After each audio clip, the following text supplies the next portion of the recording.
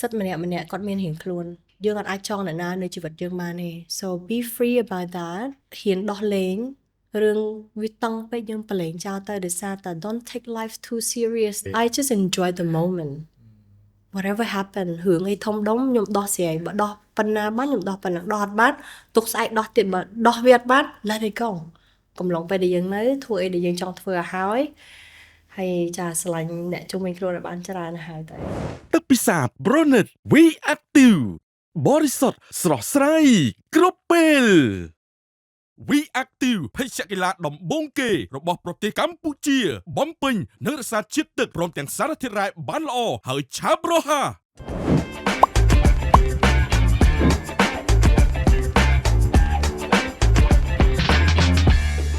បាទសួស្តីអ្នកទាំងអស់គ្នាស្វាគមន៍សាជាថ្មីមកកាន់ We Active Podcast with B ដែលនៅក្នុងសប្តាហ៍នេះគឺជាសប្តាហ៍ថ្មីមួយទៀតហើយដែលយើងនឹងនាំជូនមកអ្នកទាំងអស់គ្នានៅវាគ្មិនកិត្តិយសរបស់យើងដែលពិសេសមែនទែននៅក្នុងសប្តាហ៍នេះអ្នកទាំងអស់គ្នាប្រហែលជាភ្ញាក់ផ្អើលមែនទែនចំពោះវត្តមានរបស់គាត់បន្ទាប់ពីគាត់ត្រូវបានគេហៅថាបាត់មុខពីវិស័យសិល្បៈយ៉ាងយូរមែនទែនហើយនៅពេលដែលគាត់ចូលមកវិញគឺគាត់បានបន្សល់នៅភាពភ្ញាក់ផ្អើលមួយទៅកាន់ប្រទេសកម្ពុជារបស់យើងក៏ដូចជានៅក្នុងឆាកអន្តរជាតិផងដែរអញ្ចឹងចង់ដឹងថាតើគាត់គឺជាអ្នកណាគេតែជួបគាត់ជាមួយនឹងខ្ញុំតោះជំរាបសួរអ្នកនាងប្រាសាទអាវិនអរគុណមែនទែនសម្រាប់កិត្តិយសនៅក្នុងការផ្ដល់ជូនការចូលរួមនៅជាមួយនឹង podcast មួយនេះហើយពិតជាអត់នឹកស្មានទេថាអាចនឹងមានវត្តមានរបស់អ្នកនាងប្រាសាទអាវិនចូលរួមបាទអរគុណដែលអញ្ជើញនាងខ្ញុំមកថ្ងៃនេះដូចគ្នាចាសុខសប្បាយអត់មួយរយៈនេះសុខសប្បាយប៉ុន្តែដូចថារៀងរវល់ដែរចាបើថាឲ្យសប្បាយខ្លាំងហ្មងដូចជាអត់ទេចាមានសប្បាយមានកាត់ទុកលាយគ្នាដែរហ្នឹងហើយគេហៅថារសជាតិនៃជីវិតចាមិញហៅសួរដែរតើតោះជាមួយនឹងថាតើរវល់ប៉ុណ្ណាដែរនៅពេលដែលយើងចាប់បានក្រងជាគេហៅថាទីមួយគឺបេក្ខនារីដែលតំណាងឲ្យប្រទេសកម្ពុជានៅក្នុងការឈរជើងនៅលើឆាកអន្តរជាតិហើយអ្វីដែលយើងទទួលបានហ្នឹងគឺភាពជោគជ័យមួយដែលប្រទេសកម្ពុជារបស់យើងហ្នឹងគឺមានមោទនភាពមែនតើក្នុងនាមគឺជាបវរកញ្ញាឯកប្រទេសកម្ពុជាឆ្នាំ2024យ៉ាងណាដែរjust ស្ដែងទៅគឺយើងរវល់តាំងពីមុនចូលប្រឡងទៀតដោយសារតែ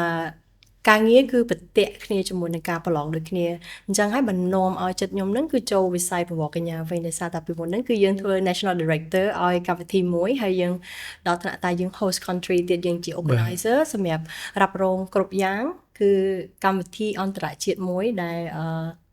អាចជាឆ្នាំមុននឹងឯងមុនពេលខ្ញុំចូលប្រឡងហ្នឹងអញ្ចឹងទៅដូចជារវល់តាំងពីមុននឹង2ឆ្នាំហើយអញ្ចឹងវាជាទម្លាប់មួយដែលល្អដែលបត់បែនបានសូម្បីតែយើងមានកូនក៏ដោយរៀបការក៏ដោយក៏ដូចជារវល់ជាមួយនឹងការងារ business ផ្ទាល់ខ្លួនហើយក៏ជាម្ដាយមួយរូបគឺដូចថាយើងស៊ាំនឹង100,000មុខពេលតែមួយបានប៉ុន្តែគាត់ថាយើងបែងចែកពេលវេលាហ្នឹងបែបណាទៅបែបណាហើយនិយាយពីរឿង journey សម្រាប់ Miss Universe Cambodia 2024តាំងពីកាន់តំណែងហ្នឹងគឺមកមានយើងកាន់តែខ្លាំងហើយមួយទៀតគឺមានអារម្មណ៍ថាសម្ពាធក៏ធ្ងន់តាមតែអ្នកមើលឃើញគឺឈៀងហើយនឹងមកគាត់គឺស្រាលទេតែជាក់ស្ដែងការងារមួយហ្នឹងកាតព្វកិច្ចមួយហ្នឹងគឺធ្ងន់ខ្លាំងប៉ុន្តែខ្ញុំសប្បាយចិត្តនឹងបានទទួលកាតព្វកិច្ចទាំងអស់ហ្នឹងដោយសារពង្រឹងឲ្យសមត្ថភាពខ្ញុំក៏ដូចជាស្នាដៃរបស់យើងក៏ដូចជាការងាររបស់យើងរត់តែអស្ចារ្យជាងមុននៅក្នុងកំឡុងពេលដែលយើងខ្លាចទៅជាបវរកញ្ញាឯកចក្រវាឡកម្ពុជាហើយតំណាងឲ្យប្រទេសកម្ពុជាវាហាក់បីដូចជាស្រាលបន្តិចមែនបើសិនជាគេគិតមើលតែតាមពិតទៅវាធ្ងន់មែនតើនៅក្នុងពេលហ្នឹងមានបំណងថាចង់បោះបង់ចោលអត់ឬមួយក៏មានអារម្មណ៍ថាស្ដាយក្រោយអត់នៅពេលដែលត្រឡប់មកវិញហ្នឹងអ្វីដែលខ្ញុំធ្លាប់ឆ្លងកាត់គឺនិយាយរឿងទៅដូចរសជាតិជីវិតអញ្ចឹងយើងដល់អាយុមួយដល់យើងមើលត្រឡប់ទៅក្រោយវិញអ្វីដែលខ្ញុំស្ដាយក្រោយជាងគេគឺអ្វីដែលខ្ញុំអត់បានធ្វើអញ្ចឹងពេលដែលខ្ញុំសម្រេចចិត្តថាខ្ញុំធ្វើវាគឺខ្ញុំធ្វើវាដល់តែទីបញ្ចប់ដែលខ្ញុំគិតថាខ្ញុំលេងធ្វើវារួចហើយអញ្ចឹងអា mindset របស់ខ្ញុំនឹងរៀងខ្លាំងអ្វីដែលខ្ញុំគិតហ្នឹងគឺចាប់ផ្ដើមពី mindset ទូចមួយរហូតដល់ធ្វើកិច្ចការធំបានកូនចិត្តទូចប៉ុន្តែយើងសម្រេចចិត្តថាយើងធ្វើគឺយើងនឹងធ្វើអានឹងជាដូចថាអត្តចរិតរបស់ខ្ញុំតាំងពីដើមអញ្ចឹងបើសួរថាស្ដាយក្រោយអត់គឺអត់ទេស្ដាយក្រោយអ្វីដែលខ្ញុំអត់បានធ្វើវាឲ្យអស់ពីចិត្តអានេះស្ដាយក្រោយចាជួនតើតូនជាមួយនឹងដំណើរជីវិតមួយនៅក្នុងកំឡុងពេលហ្នឹងតើរបស់ឯគេដែលប្រាសាទអាវិនគិតថារៀនបានខ្លាំងបំផុតហើយវាជារឿងមួយដែលល្អបំផុតនៅក្នុងការជះឥទ្ធិពលទៅដល់ប្រទេសកម្ពុជាឬក៏ខ្លួនឯងផ្ទាល់និយាយទៅគឺបែងចែកទី1គឺ ខ្ញុំអាចនិយាយថាអ្វីដែលខ្ញុំគេថាធំដុំបំផុតដែលខ្ញុំបានទៅប្រកួតហ្នឹងគឺឲ្យកាដូទៅ fan ក៏ដូចជាអ្នកដែល control ខ្ញុំរាប់សិបឆ្នាំហើយអាចនិយាយថាជិត20ឆ្នាំហើយគាត់នៅតែបន្តផ្ញើសារក៏ដូចជា call ក៏ដូចជាជំរុញទឹកចិត្តយើងឲ្យទៅប្រឡងប្រកួតតំណាងកម្ពុជាទៅអញ្ចឹងអានេះគឺជាកាដូដ៏ធំមួយសម្រាប់ពួកគាត់ពីខ្ញុំផងដែរឲ្យពួកគាត់បានន័យថាគឺយើងតបស្នងគាត់វិញហើយយើងអត់ចង់បានអីពីគាត់ប៉ុន្តែអានេះគឺជាស្នាដៃមួយដែលខ្ញុំថា here you go ឲ្យគាត់វិញអ្វីដែលគាត់ផ្ដល់ឲ្យយើងរាប់សិបឆ្នាំហើយអញ្ចឹងគឺក្តីស្រឡាញ់មួយហើយការអត់ធ្មត់មួយយ៉ាងធំបានជូនជាកាដូគាត់វិញជាការតបស្នងក្តីស្រឡាញ់ទៅ fan របស់ខ្ញុំមួយទៀតពីសង្គមជាតិយើងជាកាដូមួយដ៏ធំដែលយើងបានជួប Voice for Change យើងទៅនឹងគឺយើងអត់ចង់បានមកគាត់ទេយើងគោលបំណងខ្ញុំគឺមិនមែនថាឲ្យតែធ្វើអីមួយឈ្នះលេខ1ឬក៏បានមកគាត់ទេគឺយើងទៅដើម្បីផ្លាស់ប្ដូរភាពវិជ្ជមាននៅក្នុង platform មួយហ្នឹងអញ្ចឹងតិចក៏ដោយច្រើនក៏ដោយគឺយើងចាប់ឱកាសមួយហ្នឹងដែលសោកអ្វីជាវិជ្ជមានអញ្ចឹងវាច្រើនមែនតើការងារដែលខ្ញុំទៅធ្វើហ្នឹងគឺសូម្បីតែអត្តចរិតល្អគឺជាវិជ្ជមានការលើកទឹកចិត្ត contestant ផ្សេងៗដែលគាត់ទៅចូលរួមជាមួយគឺជាភាពវិជ្ជមានរស់រីរាក់ទាក់ក៏ជាភាពវិជ្ជមានមួយមិនត្រឹមតែប៉ុណ្្នឹងទេគឺយើងឈ្នះជាមួយ Voice for Change អញ្ចឹងគឺបានន័យថាការងារសង្គមកូនខ្មែរមួយធ្វើការងារសង្គមការតស៊ូមតិមួយដែលយើងបានឈ្នះពានមាសហ្នឹងគឺមិនមែនជារឿងទូចតាចទេហើយ130ប្រទេសដែលចូលរួមអញ្ចឹងយើងបានពានមាសក្នុងចំណោម3នាក់គឺពិតជាអស្ចារ្យមែនចាហើយមានរឿងច្រើនដែលគេស្គាល់ពី Cambodia បានថាពីភាពវិជ្ជមានពី Cambodia ពេលដែលខ្ញុំទៅប្រកួតហ្នឹងអញ្ចឹងច្រើនមែនតើដល់ឯងខ្ញុំរាប់បានចាយើងគ្រាន់តែថាយើងអាចប្រម៉ូទប្រទេសយើងប៉ុណ្ណាបានយើងប្រម៉ូទប៉ុណ្ណឹងហើយចង់ឲ្យគាត់ឃើញថាស្រុកខ្មែរយើងមិនមែនថាមានតែប៉ុលពតនិងអង្គរវត្តទេយើងចង់ turn វាជាពីមុនមានសង្គ្រាមមែនតើឥឡូវគឺមានភាពស្នាមញញឹមអញ្ចឹងអ្វីដែលយើងទៅហ្នឹងគឺបែបហ្នឹងចំណេះដឹងសមត្ថភាព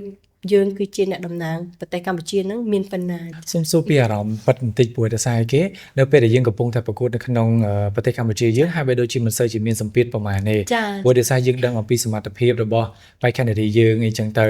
ប៉ុន្តែនៅពេលដែលយើងចាប់ផ្ដើមជាប់ជាបេក្ខនារីបបរកញ្ញាកម្ពុជាតែម្ដងនៅពេលដែលយើងទៅដល់ឆាកអន្តរជាតិដែលមានបេក្ខនារីច្រើនមែនទែនហើយដែលយើងអាចប៉ាន់ស្មានជាមួយនឹងសមត្ថភាពគេបានមានអារម្មណ៍ថាខ្លួនឯងចាញ់ច្រាប់នឹងគេអត់ឬមួយក៏ធ្វើយ៉ាងណាដើម្បីឲ្យប្រាសាទវិនម្នាក់ហ្នឹងគឺខ្លាំងមែនតើគេមើលឃើញថានេះគឺជាតំណាងជាតិមួយដែលល្អឥតខ្ចោះតែម្ដងជាក់ស្ដែងទៅក្នុងស្រុកក៏មានសម្ពាធដែរសម្ពាធក៏ធំដែរដោយសារតែខ្ញុំមិនមែនជាបេក្ខនារីមួយដែលគ្រាន់តែប្រឡងដោយបេក្ខនារីផ្សេងយើងមានការងារច្រើន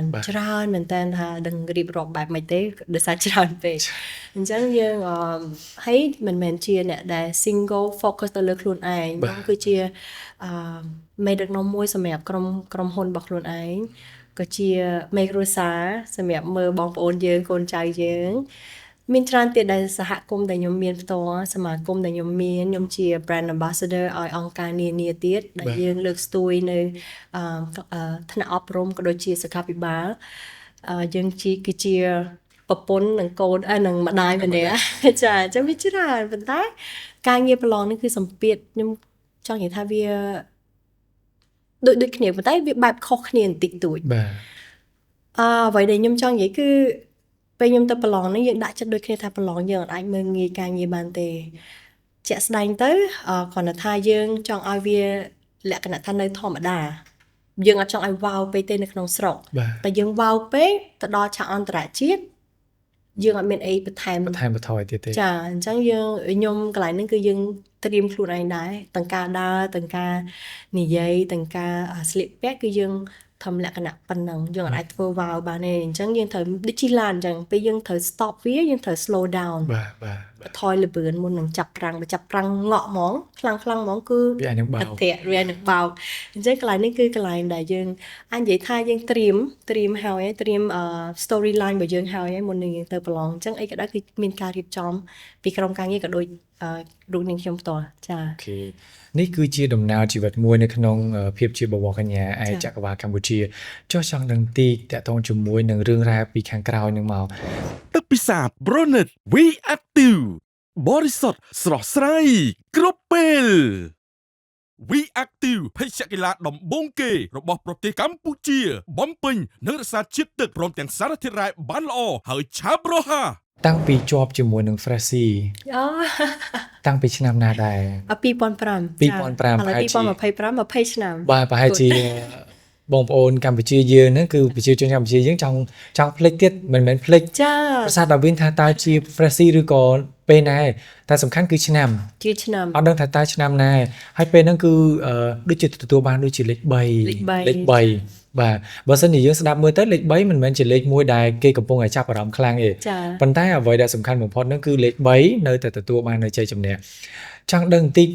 កំឡុងពេល20ឆ្នាំឥឡូវថា9 10ឆ្នាំឬក៏8 10ឆ្នាំចុះ ចា ព្រោះដោយសារឥឡូវនេះ2ឆ្នាំចុងក្រោយនេះយើងមកវិញហើយ ចា ឧទាហរណ៍អញ្ចឹងតើ8 10ឆ្នាំនឹងធ្វើអីដែរ ជាក់ស្ដែងទៅការចូលនៅ Freshie គឺក្នុងឆ្នាំ2004តែយើងប្រឡងសម្រាប់ Freshie Girl and Boy Contest 2005 បាទ អញ្ចឹងប្រហែលជា20ឆ្នាំប៉ុន្តែយើងចូលហ្នឹងគឺតែ3ឆ្នាំទេកំឡុងពេលចូលហ្នឹងគឺជោគជ័យមែនតើសូម្បីតែរូបលេងខ្ញុំហ្នឹងគឺអាយុ13ឆ្នាំទេក្រោមអាយុនៃការប្រឡងទេ 3ឆ្នាំ តែបើខ្ពស់គឺខ្ពស់ជាងគេគេដាក់ក្រោយគេហើយគេហៅខ្ញុំតែ Freshie Boy ឯងកាលហ្នឹងវាថាអត្តចរិតគឺ Tomboy សុទ្ធតែម្ដងមូលហេតុធំបំផុតនោះគឺអ្នកម្ដាយខាងក្រុមគ្រួសាររបស់ខ្ញុំផ្ទាល់គឺគាត់ស្រឡាញ់វិស័យសិល្បៈហើយគឺណាមួយគាត់គិតថាចាស្ដាយរូបរាងព្រោះដោយសារខ្ញុំកាលហ្នឹងក្មេងពេកអត់ឃើញពីតម្លៃខ្លួនឯង បាទបាទ យើងអត់ដឹងថាគោលដៅយើងចង់ធ្វើអីយើងទៅតែរៀនធម្មតារៀនក៏អត់សូវខំរៀនទៀតអញ្ចឹងយើងទៅតែរបៀបថាជិះស្គីដើរលេងជិះម៉ូតូដើរលេងហើយបែបលក្ខណៈ Tomboy ខ្លាំងពេកហើយដោយសារតែឪពុកខ្ញុំគឺជាមេទាហានអញ្ចឹង អូខេ ខ្ញុំកាត់តាមគាត់ច្រើនជាងកាត់តាមអ្នកម្ដាយហើយអ្នកម្ដាយគាត់ស្រឡាញ់សិល្បៈក្រុមគ្រួសារអ្នកម្ដាយខាងអ្នកម្ដាយគឺអ្នកសិល្បៈមានអ្នករាំល្បើមានអ្នកលេងកំប្លែងមានអ្នកចម្រៀងមាន គ្រប់សព ជាវិធីករអញ្ចឹងគាត់ចង់តែទាញឲ្យខ្ញុំទៅហើយខ្ញុំមិនមែនជាចាប់ផ្ដើមពីស្រឡាញ់ទេ បាទ គឺចាប់ផ្ដើមពីអ្នកម្ដាយគាត់ឃើញពីតម្លៃរបស់យើងតែដល់ពេលចូលហើយគឺជោគជ័យខ្លាំងគឺចេញវិញអត់រួច បាទបាទ ពួកក្មេងពេកហើយខ្ញុំគិតថាចេះកាន់ហ្នឹង3ឆ្នាំមែនប៉ុន្តែសន្ទុះនៃការគ្រប់គ្រងវាខុសពីឥឡូវហ្នឹងពីមុនហ្នឹងគឺយកមានអ៊ីនធឺណិតយកមានតែmagazine ទស្សនាវដ្តីហើយតាមប៉ុស្តិ៍ទូរទស្សន៍អញ្ចឹង fan បែបគាត់ស្រឡាញ់បែបផ្សេងតែគាត់កាត់រូបយើងដាក់ក្នុងកាបូបកគាត់កាត់រូបយើងបិទនៅក្នុងអញ្ចឹងបិទលើអញ្ចឹងនិយាយរួមទៅគឺបែបផែនខុសគ្នាពីឥឡូវការគ្រប់គ្រងតែដល់អញ្ចឹងក៏មានហានិភ័យសម្រាប់ខ្ញុំដែលខ្ញុំក្រោមអាយុខ្ញុំអត់ដឹងថាវា overwhelm ពេកណាយើងមិនដឹងថាទទួលអាភាពស្រឡាញ់នឹងបែបមិនភាពគ្រប់គ្រងលឿនពេកហើយក្មេងពេកអត់ដឹងថាអូភាពល្បីល្បាញវាស្រួលសម្រាប់ខ្ញុំ បាទ ស្រួលយកមែនតើតែអត់ដឹងថាអោបកសោបវាបែបម៉េចទេឲ្យត្រូវរឿងព្រោះកាលហ្នឹងឲ្យសួរថាកាយសង្គមខ្ញុំអត់ដឹងទេខ្ញុំអត់ស្គាល់ខ្ញុំអត់ដឹងថាហ្នឹងជាមិនទេគ្រាន់តែឃើញម៉ាក់ជូនអំណោយគេរហូតក៏ធ្វើល្អអំពើល្អតែខ្ញុំអត់គិតថាហ្នឹងជាកាយសង្គមតែខ្ញុំគិតថានេះជាអំពើល្អដែលម្ដាយខ្ញុំធ្វើរហូតអត់ត្រូវថត បាទបា អ ទ ញ្ចឹងពេលខ្ញុំធ្វើការសង្គមមួយគឺខ្ញុំមិនដែរថតទេដោយសារខ្ញុំគិតថាអានេះជារឿងធម្មតាគ្រួសារខ្ញុំធ្វើរហូតអត់មានកាមេរ៉ាទេជំនាន់ហ្នឹង យ៉ា ឥឡូវជំនាន់នេះអីក៏ដោយគឺត្រូវមាន មានកាមេរ៉ា កាមេរ៉ាអីក៏ដោយក៏ត្រូវ voice over ត្រូវបង្អួតឲ្យ Yeah. ហ្នឹងអញ្ចឹងទៅវារៀងខុសពីអ្វីដែលខ្ញុំធ្លាប់ប្រឡូក បាទបាទ ហើយមួយទៀតដល់ពេលដែលខ្ញុំគិតថាជោគជ័យនោះគឺយើងនៅក្មេងពេកអញ្ចឹងយើងអត់ទាន់ដឹងថាភាពជោគជ័យហ្នឹងកម្រិតណា បាទ ដល់ពេលមើលឥឡូវវិញថាអូកាលហ្នឹងល្បីខ្លាំង ល្ ណា បី ស់ ខ្លាំងមែនតើ តែដោយសារតែវាមិនល្បីដូចចៃដន្យទេដោយសារពួកខ្ញុំខំដែរយើងអត់មានអ៊ីនធឺណិតមើលប៉ុន្តែយើងមានទស្សនាវដ្តីយើងខំមើល fashion ថ្មីយើងបង្កើតអីថ្មីតាមចំនួនកាលហ្នឹងហើយអត់ទលំទលាយទេដោយការ make up ការធ្វើសក់អីអត់ទលំទលាយដូចចំនួននេះទេឥឡូវហ្នឹងគឺងាយស្រួលជាងសម័យមុនតែគ្រាន់ថាខ្ញុំអត់ appreciate ខ្លួនឯងមួយដោយសារខ្ញុំគិតថាអត់ស្គាល់ថាហ្នឹងគឺជា blessing ហើយវាធ្វើឲ្យខ្ញុំហ្នឹងអត់ចេះធ្វើអីខ្លួនឯងទេដោយសារយើងល្បីពេកយើងគិតថាយើង queen ហើយអញ្ចឹងអត្តចរិតយើងគឺអត់សូវត្រូអ្នកណាអត់ចេះគោរពអ្នកដទៃពេកនិយាយរួមទៅចរិតអត់សូវល្អទេអាចនិយាយខ្លួនឯងបានឥឡូវបើមើលថាចរិតកាលពីក្មេងហ្នឹងហើយល្បីតិចគឺអត់ខ្វល់ពីអីទាំងអស់បែបអត់សូវចេះគោរពមនុស្សជុំវិញខ្លួនទេកាលហ្នឹងអញ្ចឹងมันមានអារម្មណ៍ថាចេញពីសង្គមសិល្បៈគឺក្នុងឆ្នាំ2008គឺខ្ញុំបានចេញទៅនៅស្រុកក្រៅអញ្ចឹងហើយគឺកន្លែងមួយដែលខ្ញុំលុតដំខ្លួនឯងជីវិតខ្លួនឯង ដោះកតុបទឹកខ្លួនឯងបោកកៅខ្លួនឯងធ្វើមកខ្លួនឯងអាយុប៉ុណ្ណឹងនៅផ្ទះក៏ខ្ញុំធ្វើដែរព្រោះឪពុកម្ដាយខ្ញុំបដៅឲ្យធ្វើការផ្ទះតាំងពីក្មេងប៉ុន្តែវាមិនដល់ថ្នាក់ហ្នឹងអញ្ចឹងហើយគឺលុតដុំខ្លួនឯងដោយសារតែយើងចាក់ចេញទៅនៅស្រុកក្រៅឯងម្នាក់ឯងហើយអាយុក្មេងមែនតើប៉ុន្តែខ្ញុំសប្បាយចិត្តខ្លាំងខ្ញុំអត់សោកស្ដាយខ្ញុំក៏អត់regret អីដែរដែលយើងបានឆ្លងកាត់ជីវិតជូរចត់ឬក៏គិតថាជីវិតតស៊ូមួយនឹងខ្លួនឯងខ្ញុំគិតថាខ្ញុំមានសំណាងដែលខ្ញុំអាចទៅនៅស្រុកក្រៅបានធ្វើអ្វីដោយខ្លួនឯងបានទៀតវែងឆ្ងាយហ្មងវិញនិយាយតែពីខែតែអត់ទាន់ពេលហ្នឹងអត់គិតថាចង់ត្រឡប់មកវិញទេត្រូវទេនៅពេលដែលយើងកំពុងនៅស្រុកក្រៅហ្នឹងមុនដំបូងមួយឆ្នាំទៅ2ឆ្នាំដំបូងគឺអត់ចង់ទេដោយសារតែកម្រងតាំងពីក្មេងមកគឺឯករាជ្យកត្តាដែលធំបំផុតនៅក្នុងការត្រឡប់មកវិញអ្នកណាគេនៅពីក្រោយខ្នងឬមួយក៏មានកត្តាច្រើនឬមួយក៏កត្តាណាមួយដែលសំខាន់បំផុតចាស់ស្ដែងទៅពេលមកហ្នឹងគឺដូចជាចៃដន្យទេមកលេងគ្រួសារទៅវិញទៅមកពីអូស្ត្រាលីមកខ្មែរហើយខ្ញុំមាន business នៅប្រទេសជិតខាងខ្ញុំអាសាចេញចូលស្រុកវិញដោយសារ visit family ទេចាមកលេងក្រុមគ្រួសារដល់ពេលឆ្នាំ2017ខ្ញុំមកលេងម្ដងទៀតក៏អីវ៉ាន់នៅអូស្ត្រាលីទាំងអស់អត់មានកម្រងថាមកនៅទេនេះ holiday ទេ holiday ក៏ចាប់ផ្ដើមអត់ចេះមនុស្សអត់ចេះនៅស្ងៀម holiday ក៏បើក business ទូចអូខេគូប្លង់ខ្លួនឯងធ្វើហាងខ្លួនឯងជោគជ័យមិនជោគជ័យអត់ដឹងទេដឹងថាខ្ញុំធ្វើសិនហើយតបមកបើវាបរាជ័យក៏ទុកវាជាមេរៀនទៅតែសំខាន់អាពេលហ្នឹងគឺយើងធ្វើដល់បំពេញចិត្តខ្លួនឯងការស្រឡាញ់គិតថាលុយប៉ុណ្ណឹងបើចាយទៅក៏វាចាយទៅអស់ដែរហើយបើភាគច្រើនខ្ញុំចាយលុយគឺលើអ្នកដទៃលើគ្រួសារខ្ញុំអត់គាត់សប្បាយចិត្តខ្ញុំខ្លួនឯងខ្ញុំអត់សូវចាយលុយលើខ្លួនឯងទេដោយសារតែយើងស្ងប់ចិត្តខ្លួនឯងហើយអត់ត្រូវការសម្ភារៈនិយមមកឲ្យខ្លួនឯងសប្បាយចិត្តអញ្ចឹងកំឡុងពេលដែលខ្ញុំទៅនៅស្រុកក្រៅហ្នឹងគឺខ្ញុំបរៀនខ្លួនឯងច្បាស់ពីជីវិតលុតដំច្រើនមែនតើចាអញ្ចឹងអត់សូវត្រូវការអីឲ្យលើសលួសពីសមត្ថភាពខ្លួនឯងទេមួយទៀត2017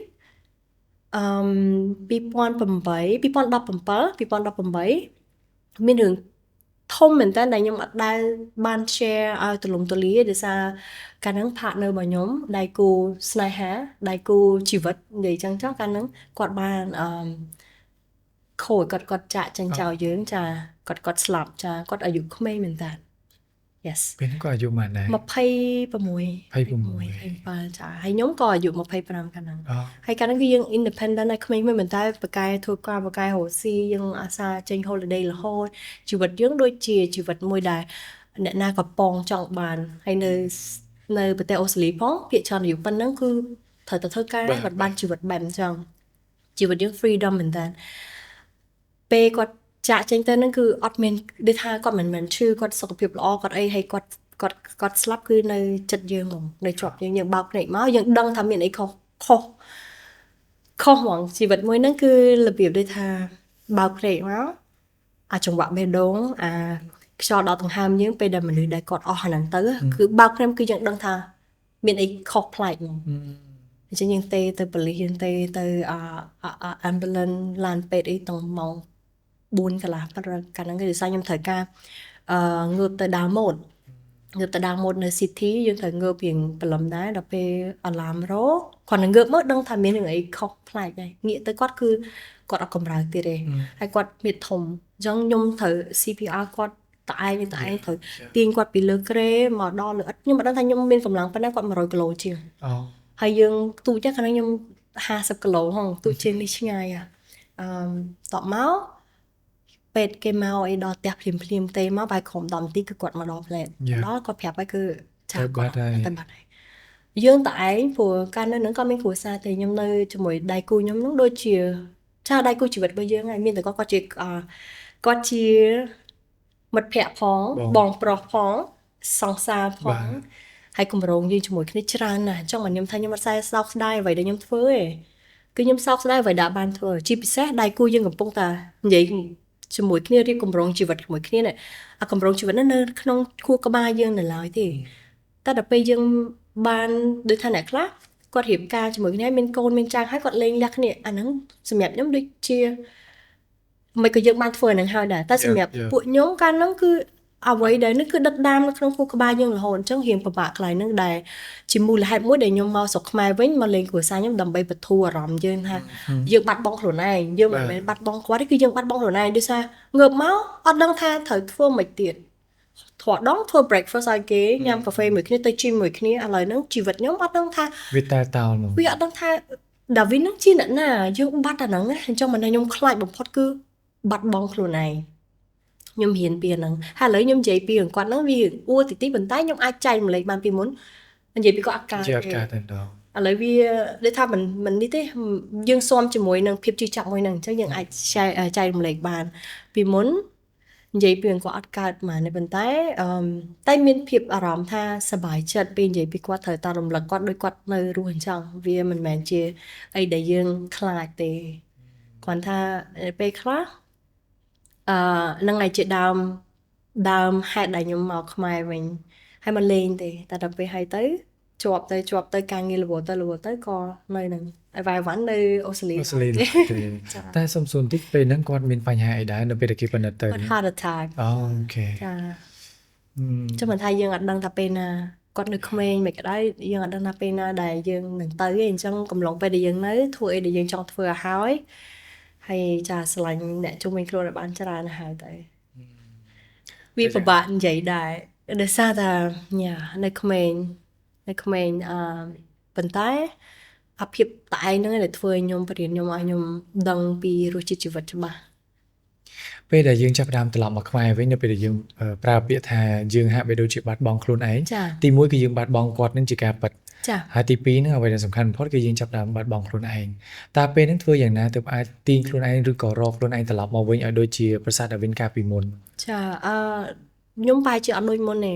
រាល់ឆ្នាំគឺយើងអត់អាចដូចមុនមកនេះយើងផ្លាស់ប្ដូររហូតតែផ្លាស់ប្ដូរបែបណាអញ្ចឹងអាមេរៀនទាំងអស់ហ្នឹងកើតដូចថាជឿជូរចត់នៅក្នុងជីវិតរបស់យើងហ្នឹងយើងប្រែវាកើតជាអីវិញ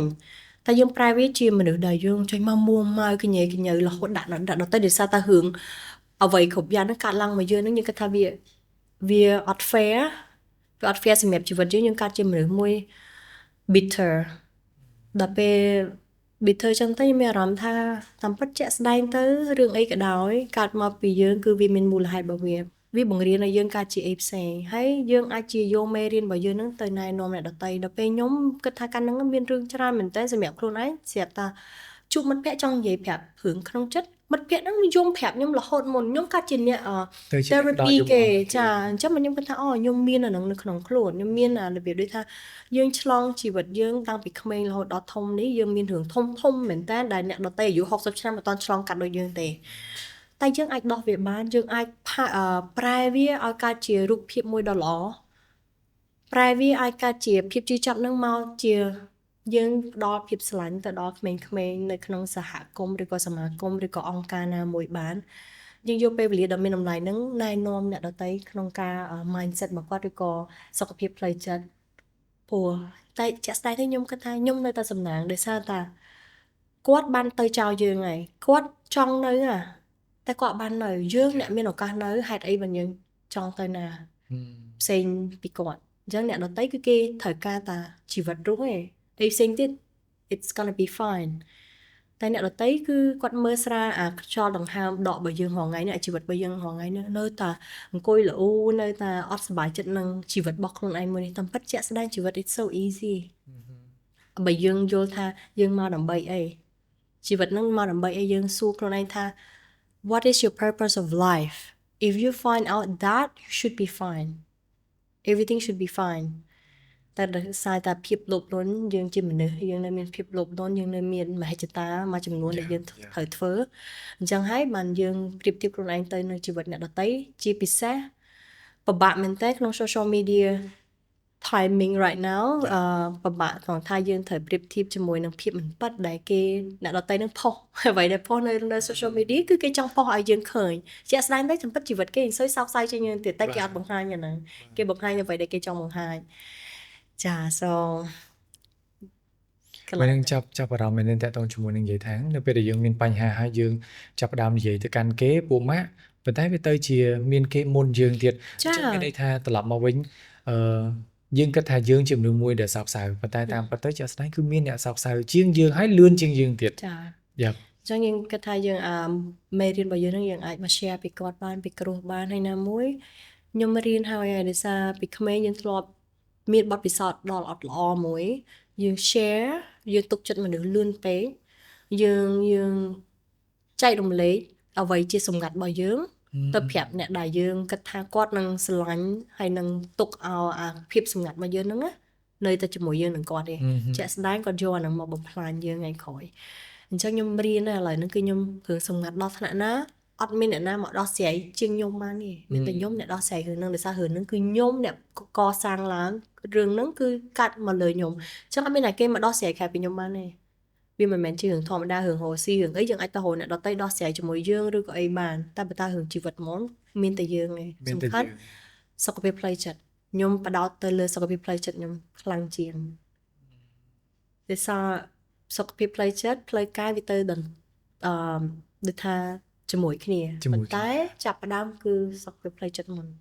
សូមសួរបកទៅក្រោយបន្តិចតើតើជាមួយនឹងពេលដែលយើងកំពុងតែទាញខ្លួនឯងនឹងប្រើរយៈពេលប្រហែលឆ្នាំដែរនៅក្នុងការទាញខ្លួនឯងត្រឡប់មកវិញឲ្យបានល្អប្រសើរចាខ្ញុំគិតថាសម្រាប់ខ្ញុំ3ឆ្នាំហ្នឹងវាល្អប្រសើរមកវិញប៉ុន្តែយើងនៅមាន nightmare យើងនៅមានឥឡូវហ្នឹងវាកាត់ជា used to it វាជាយើងការសមរបស់យើងហើយយើងនឹកឃើញគាត់យើងសោយើងមិនមែនតែរឿងប៉ុណ្្នឹងឯងរឿងច្រើនទៀតដោយសារបាត់បង់គាត់គឺបាត់បង់មិត្តភក្តិដទៃដែរដោយសារគ្រួសារផ្សេងដែរពេលមានរឿងអាក្រក់កាត់មកលើយើងនឹងឃើញឯមនុស្សណាដែលស្រឡាញ់យើងពិតប្រាកដអ្នកខ្លះមកឆ្លោះគ្នាសូម្បីតែរឿងលុយកាក់តិចតួចក៏មកឆ្លោះដណ្ដើមដែរចឹងខ្ញុំធ្លាប់ឆ្លងកាត់អាហ្នឹងដែរមិនមែនថាយើងបាត់បង់គាត់ហើយបាត់បង់តែគាត់ទេយើងបាត់បង់អីផ្សេងទៀតពេលតែមួយហ្នឹងហើយមិត្តភក្តិក៏ដូចគ្នាក្រុមគ្រួសារក៏ដូចគ្នាដោយសារតែភាពលោភលន់មួយចំនួនទៀតអញ្ចឹងតែបើខ្ញុំបរៀនខ្លួនឯងដែរថាអីវ៉ាន់ក្រៅខ្លួនគឺខ្ញុំអត់ឲ្យតម្លៃទេខ្ញុំអត់សូវដាក់បេះដូងខ្ញុំទៅលើសម្ភារៈនិយមអីទេព្រោះយើងថ្ងៃក្រោយទៅគេលួចបាត់ឬក៏យើងអាចបាត់បង់វាសូម្បីតែមនុស្សដែលយើងស្រឡាញ់បំផុតនៅគេងចិត្តយើងនឹងបាត់បង់ទម្រាំអីវ៉ាន់អញ្ចឹងវាអត់សូវមានភាព attachment ជាមួយនឹងអីក៏បានអញ្ចឹងពេលណាបើខ្ញុំមានរឿងអីកាត់ឡើងធំដុំលើខ្ញុំ I'm okay I'm fine Yes as long as យើងមាន mindset មួយថាខ្ញុំមានខ្លួនឯងទៅបានហើយបើសិនជាអាចផ្ដល់ពេលវេលាឲ្យការពីប្រហែលឆ្នាំមុននៅពេលដែលយើងកំពុងនៅជាមួយគាត់ចាមានពាក្យមួយម៉ាត់ដែលចង់និយាយទៅកាន់គាត់បំផុតបើសិនជាមានឱកាសនៅពេលហ្នឹងដែលយើងគិតថាយើងអត់ទាន់បាននិយាយទេតើជាពាក្យអីគេជាក់ស្ដែងទៅបាននិយាយឲ្យអស់ហើយឬក៏ជាសកម្មភាពណាជាសកម្មភាពកាលហ្នឹងដោយសារតាតាមពិតយើងឆ្លោះគ្នាខ្ញុំ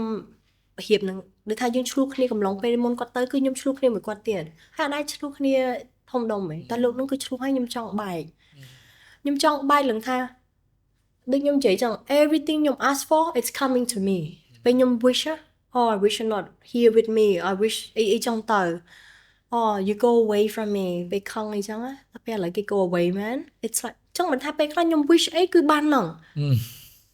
ខ្ញុំបារម្ភរឿងថាខ្ញុំ wish ទេឥឡូវគឺខ្ញុំអត់អាច wish អីដែរនេះទេរឿងអីអាក្រក់មិនក្តៅគឺខ្ញុំអត់ wish បែបផ្កើនទេដោយសារនឹងបានអានឹងមកវិញហើយយើងនឹងឈឺចាប់ខ្លួនឯងទេបើយើងអត់តន់ ready អញ្ចឹងអីក៏ដោយខ្ញុំជឿទៅលើព្រះដែលគាត់ឲ្យយើងអ្វីដែលយើងទទួលបានហ្នឹងគឺដោយសារតែយើងមានសមត្ថភាពធ្វើវាមិនគាត់ឲ្យយើងអ្នកខ្លះខ្ញុំតស៊ូចង់ងាប់ខ្ញុំធ្វើការចង់ងាប់ហេតុអីបើខ្ញុំអត់មានដូចគេសួរថាឥឡូវបើមានណាប្រហែលលានឥឡូវហ្នឹងចេះគ្រប់គ្រងលុយអត់ជួនកាលអត់មានដោយសារយើងអត់មានសមត្ថភាពគ្រប់គ្រាន់សម្រាប់ធ្វើវាអញ្ចឹងខ្ញុំជឿលើព្រះវាសនាដែរ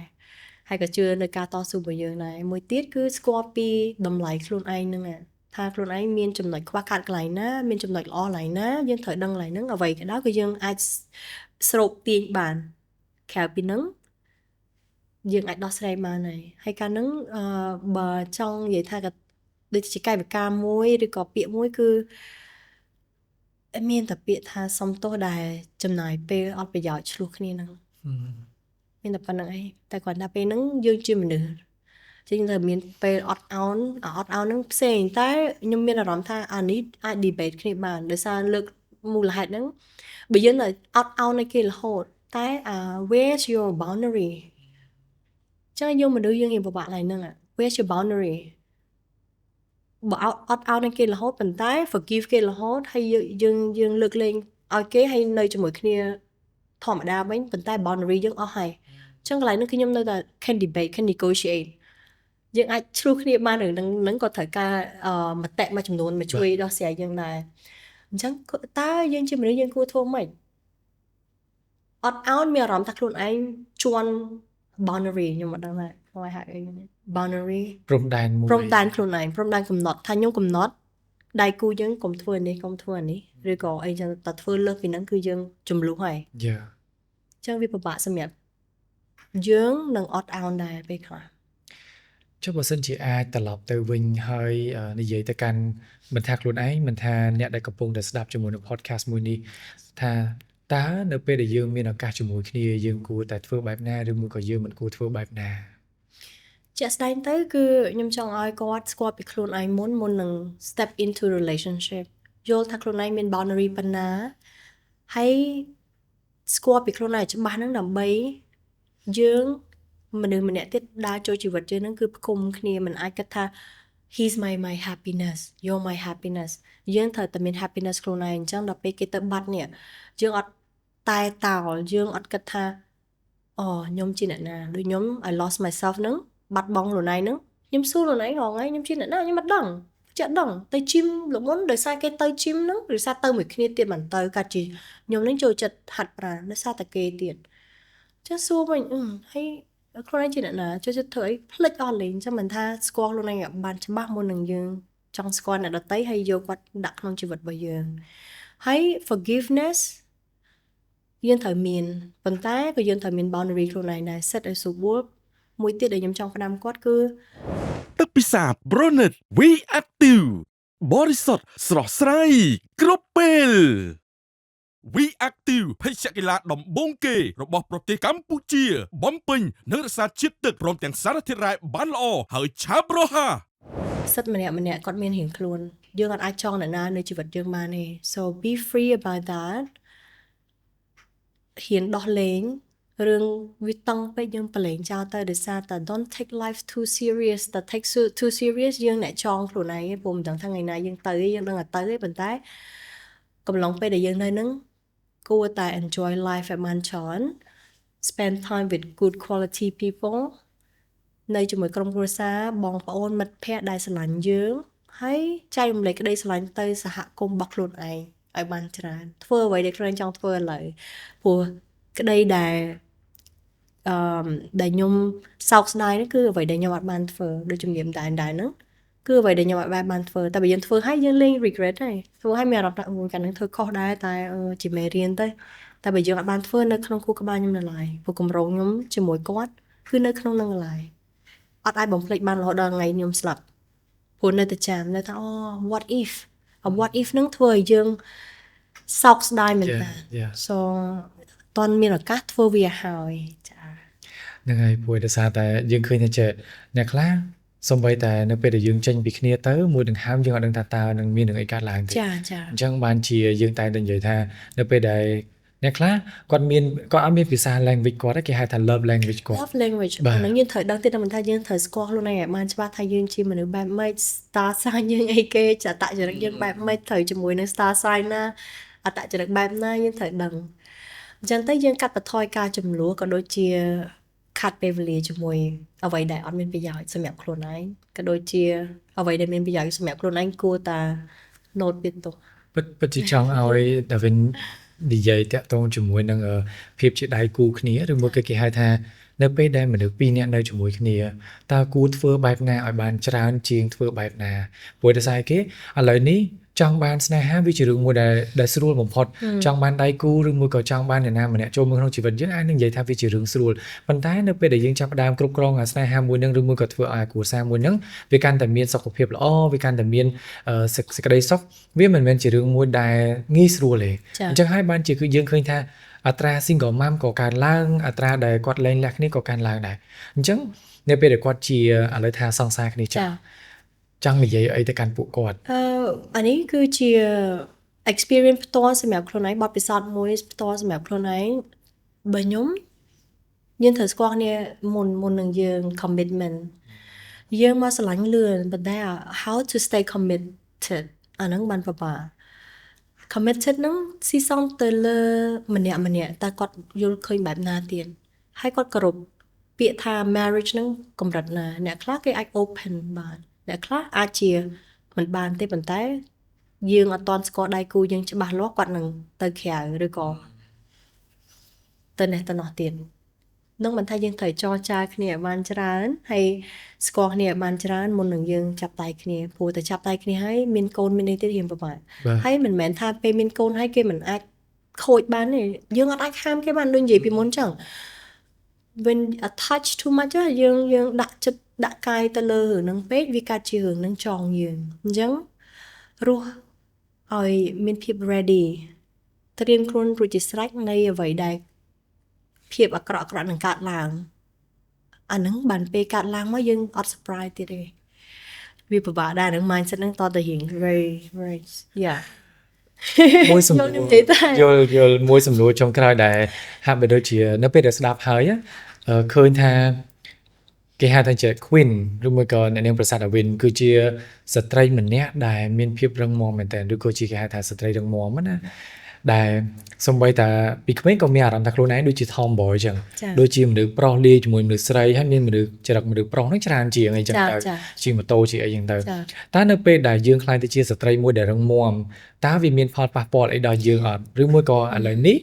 កំពុងតែមានអារម្មណ៍ថាខ្លួនឯងនឹងប៉ះពាល់ដោយសារតែភាពរឹងមាំខ្លួនឯងខ្លាំងអត់ខ្ញុំគិតថានេះជាអ្វីដែលខ្ញុំចូលចិត្តអញ្ចឹងបើថាប៉ះពាល់អានឹងស៊ីសងទៅលើអ្វីដែលយើងចូលចិត្តទេបើខ្ញុំវាមិនប៉ះពាល់ទេដោយសារខ្ញុំអត់ទាមទារចំណាប់អារម្មណ៍ពីអ្នកណាទេពីគ្រួសារឬក៏ពីមិត្តភ័ក្តិពីដៃគូរបស់ខ្លួនឯងក៏ខ្ញុំអត់ទាមទារដែរអញ្ចឹង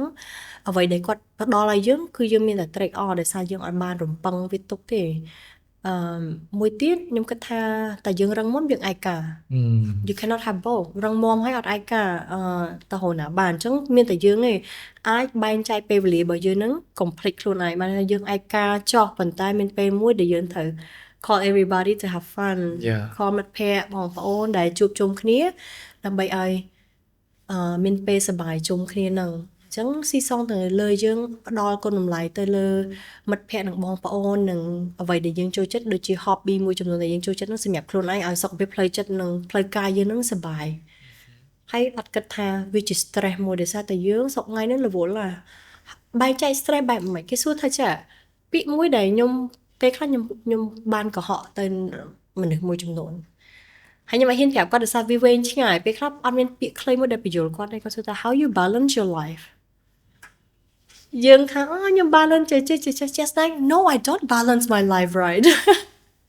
ខ្ញុំអត់បាន balance វាល្អទេដោយសារឥឡូវចេះស្ដែង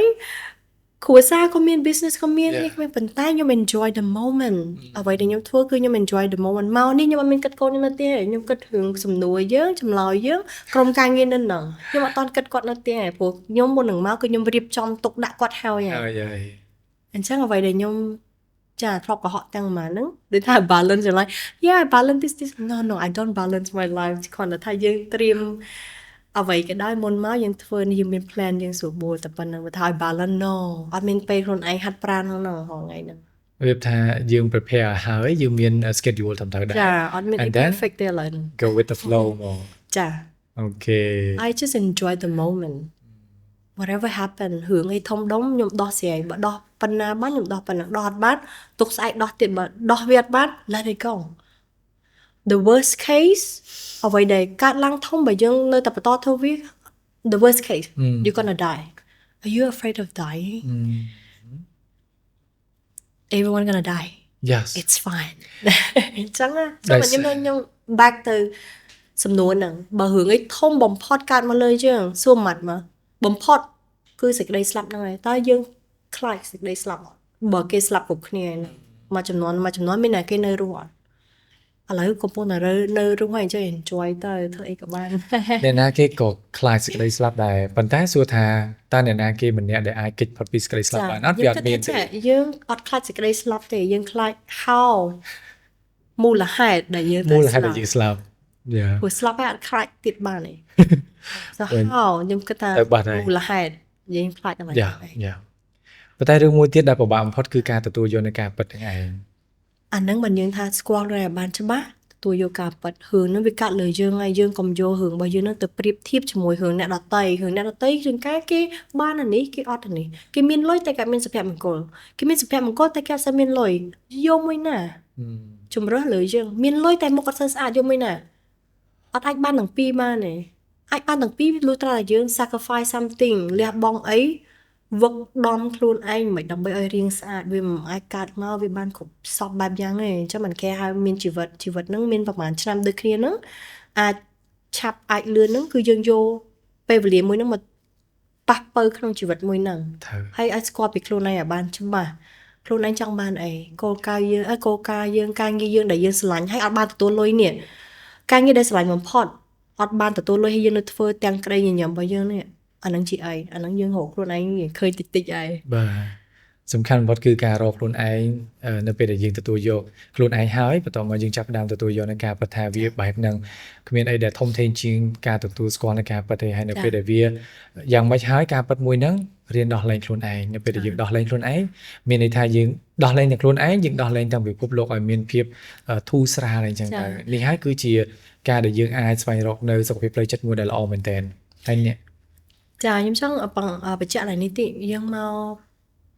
លើពិភពលោកនេះគឺមានរយៈពេលរបស់ម្នាក់អត់ដូចគ្នាប៉ុន្តែកំឡុងពេលហ្នឹងគឺយើងមានគោលការណ៍មួយគោលដៅមួយគឺមុននឹងយើងចាក់ចេញយើងចង់ឲ្យពិភពលោកនេះវាស្រស់ស្រាយជាងឲ្យពេលយើងមកបំបានឲ្យស្រស់ស្រាយឬក៏ប្រសើរជាងមុនទេយើងកុំបំផ្លាញពិភពលោកមួយនឹងដោយសារមានក្មេងច្រើនជំនាន់ទៀតគាត់ត្រូវនៅខាងក្រោយយើងបាទអញ្ចឹងបើយើងបំផ្លាញពិភពលោកមួយនេះហើយចុះពួកគាត់ក្មេងជំនាន់ក្រោយកូនចៅយើងនោះតគ្នានឹងបានអីអញ្ចឹងបើយើងហៅដូចថាទាំងអស់គ្នាគិតតែប៉ុណ្្នឹងយើងអត់សូវមានអា selfishness នៅក្នុងខ្លួនទេត្រូវ Yes យើងមកនៅក្នុងពិភពលោកនេះយើងអាចនឹងមានពេលវេលាខុសគ្នាប៉ុន្តែមានរឿងមួយគឺយើងអាចធ្វើរឿងច្រើនបានដូចគ្នាបាទអញ្ចឹងមកថានៅក្នុងសម័យមួយនេះវាអត់មានអីធំដុំជាងនៅពេលដែលមានមនុស្សម្នាក់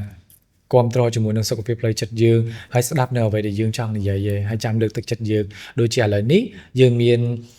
Queen ផាន់យើងគឺអ្នកនាងប្រសាទ Win ដែលផ្ដល់កិត្តិយសនៅក្នុងការចូលរួមហើយមានការលើកទឹកចិត្តវាជារឿងមួយដែលសំខាន់បំផុតដែលអ្នកគ្រប់គ្នាត្រូវការហើយខ្ញុំជឿថាអេពីសូតមួយនេះឬមួយក៏វីដេអូមួយនេះនឹងជួយអ្នកទាំងអស់គ្នាបានច្រើនមែនទែននៅក្នុងការដែលអ្នកទាំងអស់គ្នាអាចស្វែងរកខ្លួនឯងបានអ្នកទាំងអស់គ្នាគួរតែចងខ្លួនឯងឬមួយក៏ដោះខ្លួនឯងចេញអំពីស្ថានភាពមួយដែលអ្នកទាំងអស់គ្នាកំពុងតែជួបយើងដឹងថាអ្នកណាក៏តែងតែមានបញ្ហាដែរប៉ុន្តែអ្វីដែលសំខាន់បំផុតយើងត្រូវទទួលយកការពិតថាខ្ញុំមានបញ្ហាដោះបានប៉ុណ្នេះយកប៉ុណ្នេះបើដោះបានអត់បានទេអានឹងមានតែយើងដោះលែងវាទៅទោះបីជាយើងនៅអោបកសោបទៀតក៏យើងនៅតែកំពុងតែអោបកសោបបលាដែលដាក់ចាក់នៅក្នុងខ្លួនដែរចាបាទមនុស្សគ្រប់គ្នាគឺមាន problem មានបញ្ហាខ្ញុំគិតថាអត់មានមនុស្សណាកើតមកអត់មានបញ្ហាទេអញ្ចឹងយើងកើតជា zombie ហើយព្រោះអត់ដឹងថាភាពសុបាយមិនភាពសោចមិនភាពយំមិនទេ so it's no more ធម្មជាតិគាត់ចាមកអញ្ចឹងហើយចាធម្មជាតិមកហើយក៏ធម្មជាតិទៅវិញដូចគ្នាដែរអញ្ចឹងឥឡូវនេះការសន្ទនាមួយនេះដល់ទីបញ្ចប់ហើយការសន្ទនាមួយនេះអត់ចង់ឲ្យចប់ទេប៉ុន្តែបាទលឿនមែនតើហើយនេះគឺជាការនិយាយចេញពីបេះដូងហើយវាជាការលើកទឹកចិត្តចេញពីបេះដូងដូចគ្នាដែរហើយក៏សប្បាយចិត្តមែនតើដែលមានវត្តមារបបកញ្ញាឯកចក្រវាលកម្ពុជាយើងឆ្នាំ2024ផ្ដល់កិត្តិយសមកហើយក៏អរគុណខ្លាំងមែនតើអរគុណសង្ឃឹមថាអាចនឹងបាននិយាយជាមួយគ្នាបន្ថែមទៀតនៅក្នុងឱកាសក្រោយ